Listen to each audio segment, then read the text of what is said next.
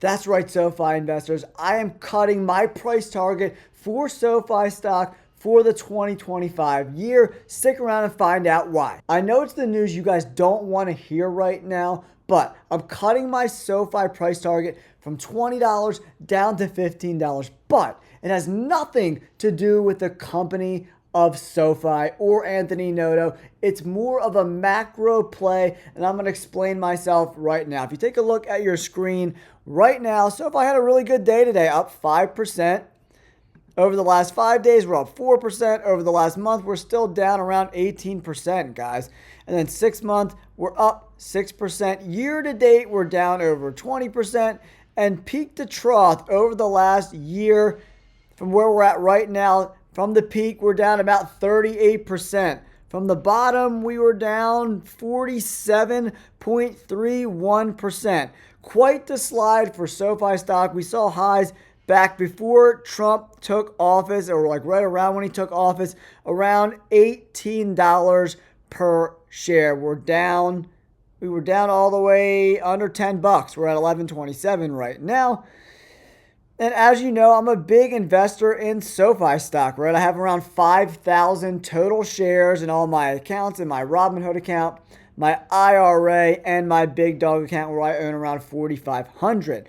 But the company's doing great. SoFi secures a $3.2 billion expansion to loan platform business across agreements with Fortress and Edge Focus. This was announced April 17th, 2025.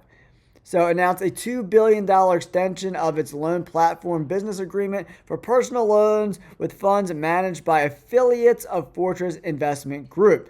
The extension builds on the original $2 billion loan platform business agreement between SoFi and Fortress announced back in October, right?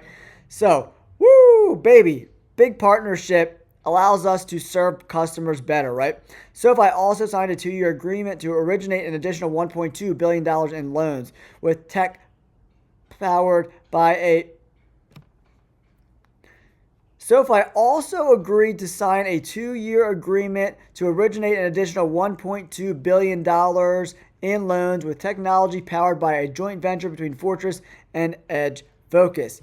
The total commitment provided by Fortress for SoFi's loan platform business has now reached over $5 billion. That's a big investment, and that's going to help SoFi grow this business more and more and more. Here's a quote from CEO Anthony Noto. Our continued collaboration with Fortress is a testament to the success, strength, and scalability of our loan platform business, said Anthony Noto, CEO of SoFi. The additional $3.2 billion commitment helps us better meet borrower demand for personal loans while moving SoFi towards less capital-intensive and more fee-based sources of revenue. We're building strong momentum for our loan platform business in 2025 and beyond.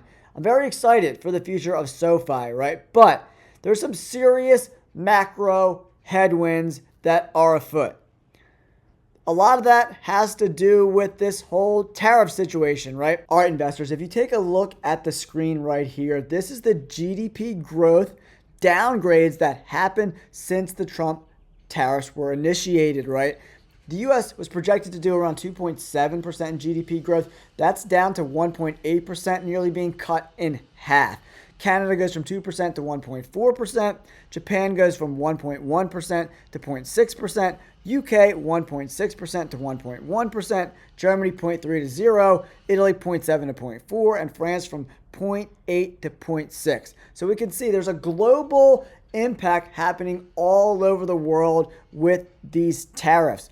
It's especially going to hurt Americans because tariffs are just a fancy word for tax.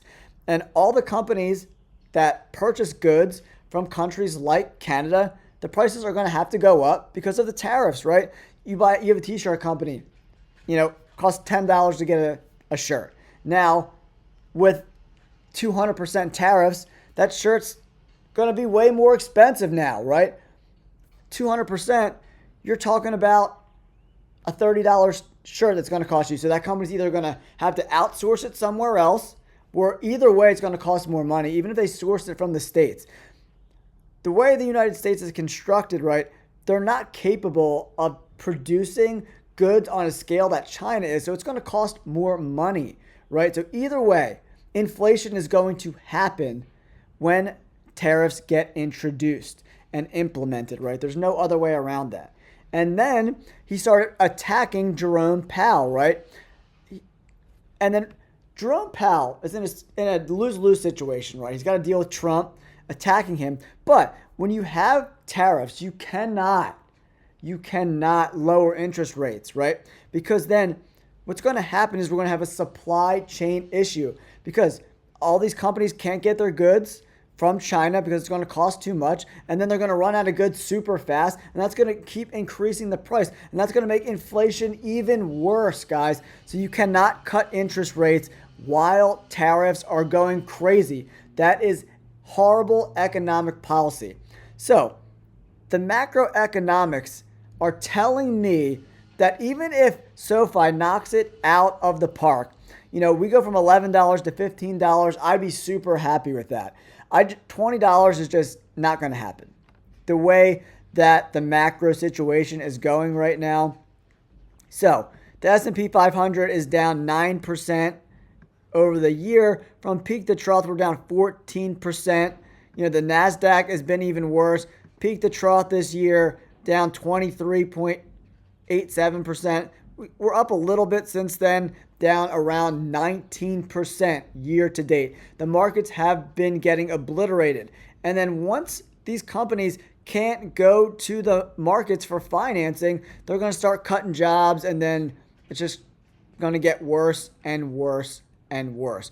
The Russell year to date is down, 15%? Peak to trough, we're looking at down 18%, right? Trump has paused these tariffs. So what that does is give instability to the market. So that's why we're down 3%. We're up 2% today. And these are indexes moving 3, 4, 2% in a day. That's not normal market behavior, guys. They don't know where to go. The market is rudderless right now. There's no clear-cut trajectory on where we're going as a country. You're either going to put the tariffs in or you're not. Being in the middle, the yo-yo effect, is not good for anyone. It's not good for consumer confidence, and it's not good for these companies planning out their futures. And when you can't plan your future, you scale back spending, you scale back hiring, and you scale back raises for your employees. That's what happens with these businesses, guys. So that's why I've lowered my price target from $20 down to $15 for the calendar year 2025. I don't think anything is wrong with the SoFi business at all whatsoever. If anything, it's becoming a stronger and stronger business. That's why it's a great time to buy. Don't forget to like and subscribe. Peace.